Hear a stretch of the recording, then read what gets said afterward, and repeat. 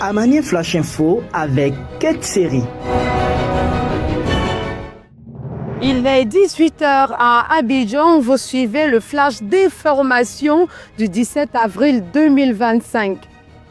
Civisme et sécurité routière, c'est le thème de la 17e édition du Festival des musiques urbaines d'Anoumabo qui a démarré le 15 avril. À Abidjan et Daloa, diverses musiques donneront le ton de l'ambiance. En marge de ces spectacles, 4 établissements d'enseignement primaire seront ouverts dans les localités de Badikar, à Odiné, San Pedro et Jacquesville, consolidant ainsi l'engagement du festival pour le secteur éducatif. Il faut noter que l'événement se déroulera jusqu'au 20 avril prochain. Et puis, toujours en culture, la 38e édition du Mele Ngaizo Beach, prévue du 17 au 20 avril, qui se tiendra sur la place du village d'Assigny, France, mettra l'accent sur la conservation des mangroves et des pélatuviers, 2 écosystèmes cruciaux pour l'équilibre côtier. Le commissaire général du festival, Morrison Edoukou Alphonse, a déclaré que les bénéfices économiques de l'événement serviront à financer l'établissement de latrines dans le but d'améliorer les conditions d'hygiène sur la plage. L'événement culturel Mele Ngaizo Beach 2025, qui se concentre sur l'écotourisme, combine tradition, écologie et développement local. 192 heures, c'est le nouveau temps de cuisine le plus long du monde.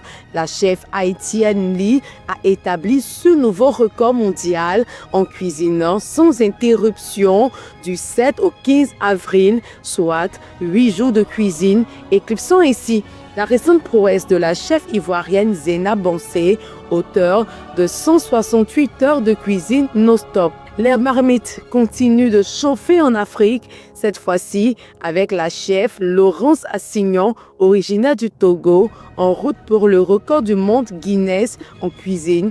Motivée par la chef ivoirienne, Laurence Assignon ne se lance pas seulement pour battre un record, elle veut aussi mettre en lumière la gastronomie togolaise. Et puis terminons avec cette information. Selon le FMI, la Côte d'Ivoire se distingue par sa résilience économique exemplaire. Entre le 24 mars et le 9 avril 2025, Abidjan a reçu une mission dirigée des représentants du Fonds monétaire international. L'objectif de cette visite était d'évaluer les avancées réalisées grâce au mécanisme élargi du crédit et la facilité pour la résilience et la durabilité, qui appuie tant l'économie que les réformes climatiques. Au thème de cette mission, les représentants du FMI en Côte d'Ivoire sont catégoriques. Sur le continent africain, le pays se distingue par sa résilience économique exemplaire. Le gouvernement a aussi reçu les éloges du FMI pour sa détermination à réduire le déficit budgétaire à 3% du PIB d'ici 2025. Conformément aux standards de l'Union économique et monétaire ouest-africaine. Et voilà, c'est tout pour ce temps de l'information. L'information revient à 21h. N'oubliez pas de télécharger l'application et de vous abonner à notre chaîne YouTube.